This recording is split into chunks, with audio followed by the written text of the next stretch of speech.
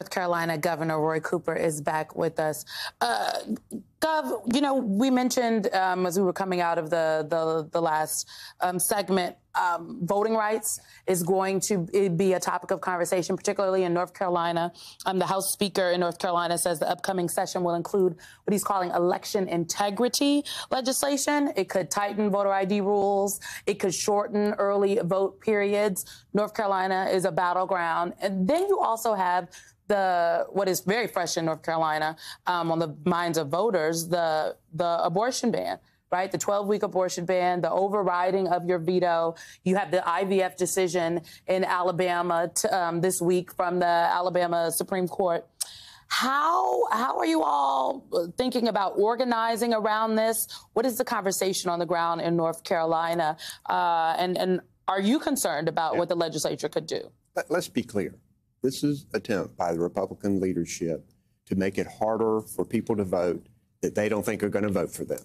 I mean, they've done the research. They know that a lot of people who tend to vote Democratic like to vote early. They like to vote by mail.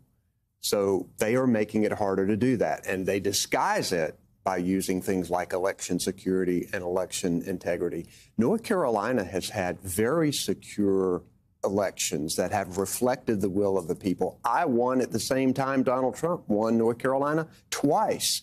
And we've seen a lot of bipartisan results. So this is only about making it harder for people to exercise their constitutional right. Make no mistake about it. So you have voter suppression masquerading as election integrity. And at the same time, you have things I think are a little bit more challenging to explain. For example, the importance of who appoints officials to the Board of Elections, which is a big contentious issue in North Carolina. Right? I wrote an op-ed about this, which maybe you guys can cite out there. But in North Carolina, for decades, the governor has had the authority to appoint the Board of Elections upon recommendations of the two major parties.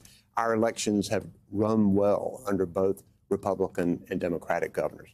This Republican legislative leadership is trying to take over the running of the State Board of Elections. Each time they've tried, the courts have beat them down. That's unconstitutional. They tried a constitutional amendment on the ballot. The people voted it down by big margins. Just think about what they want to do. They want to put things in chaos. They want some decisions to be flipped back to them.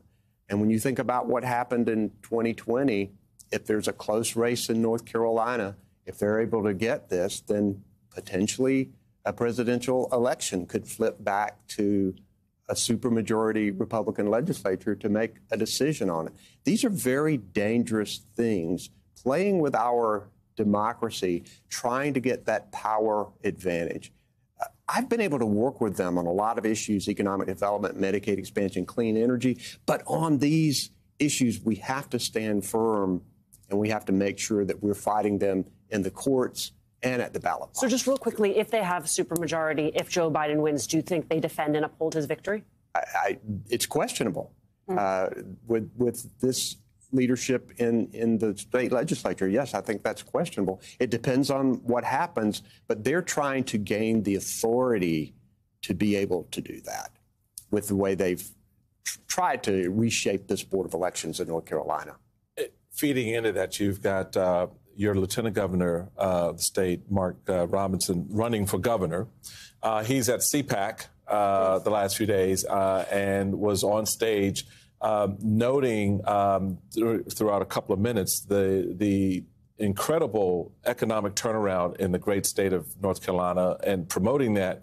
But then he said this. The left is wrong.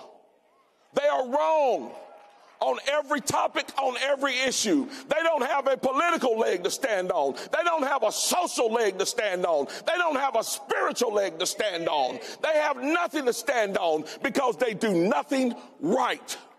In every state they're running it straight into the ground. The attorney, we gotta laugh. The attorney general. It's absurd. It's Sunday morning. The attorney general is running in this election for governor to fill your seat. What are the dynamics? You clearly have two very different visions of North Carolina. that the voters, very much like nationally, we're going to have two very different visions of America by presidential candidates. The same is going to play out in your state. How do you see, not asking you to handicap the race, but how do you see North Carolinians responding to something like this? And at the same time saying that, oh, we have a great economy, but the governor did nothing right. Well, first, let's make it clear, the lieutenant governor is independently elected in North Carolina, and he tends to forget that I've been governor the last 7 years, and when I beat the Republican incumbent in North Carolina, we had just gone through the bathroom bill. People were leaving North Carolina. We got it repealed. Now we've been the #1 state in the country for business the last 2 years because we've been showing who North Carolina really is. We value all people. We value our diversity.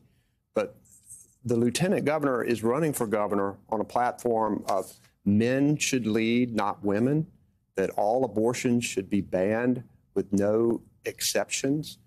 He's even said that his assault rifle is to shoot government officials if they get too big for their britches. He has called LGBTQ plus people filth.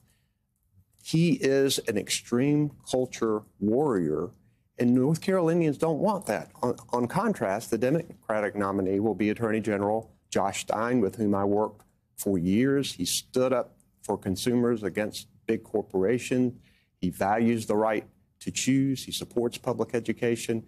So this will be the most important governor's race in the country, and I'm going to work hard to see that we win this, because if we have this Republican legislature and a Republican governor that will rubber stamp everything they do, we will go backward, and we cannot afford that in North Carolina.